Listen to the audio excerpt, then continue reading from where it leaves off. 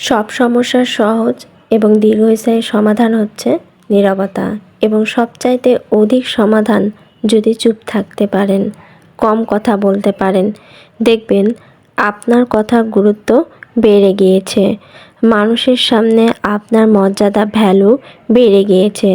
আজকের দিনে চুপ থাকা অনেক গুরুত্বপূর্ণ। মনে রাখবেন, চিৎকার করে কখনো সমস্ত প্রশ্নের উত্তর দেওয়া যায় না। চিৎকার করে কখনো মানুষের মন জয় করা যায় না।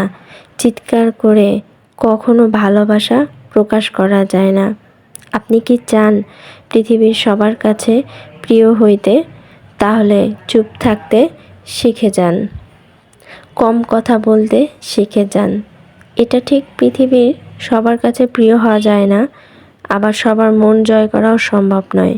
কিন্তু যদি চুপ থাকতে পারেন, সবাই আপনাকে ভালোবাসতে শুরু করে দিয়েছে। সবাই আপনার কথার গুরুত্ব দেওয়া শুরু করেছে।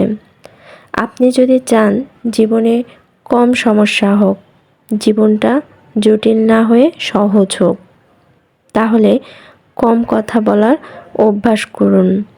পৃথিবীতে সব প্রতিবাদ কথা দিয়ে করতে হয় না, কাজ দিয়ে করতে হয়। নিজের জন্য সময় ব্যয় করেন, পরিশ্রম করেন। পৃথিবীর প্রত্যেকটা মানুষকে আপনার সরলতা এবং যোগ্যতা দিয়ে প্রতিবাদ করতে যাবেন না।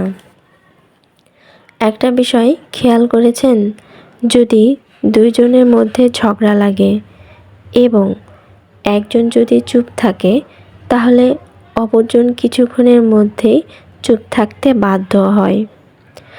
আপনি যদি চান আপনার সমস্যা দীর্ঘস্থায়ী না হোক, তাহলে চুপ থাকতে শিখে নেন, কম কথা বলার অভ্যাস করেন। আমার ভালোবাসার ভাই বোনেরা, যদি কখনো কারো দ্বারা অপমানিত হন, তাহলে কখনো প্রতিবাদ করতে যাবেন না। জীবনে যদি কখনো কারো দ্বারা প্রতারিত হন, তাও প্রতিবাদ করতে যাবেন না। মনে রাখবেন, এই পৃথিবীর সমস্ত প্রতিবাদ মুখ দিয়ে নয়, বা ভাষা দিয়েও নয়, কাজের মাধ্যমে প্রকাশ করতে হয়। নীরবে, চুপ থেকে এবং গোপনে পরিশ্রম করেন।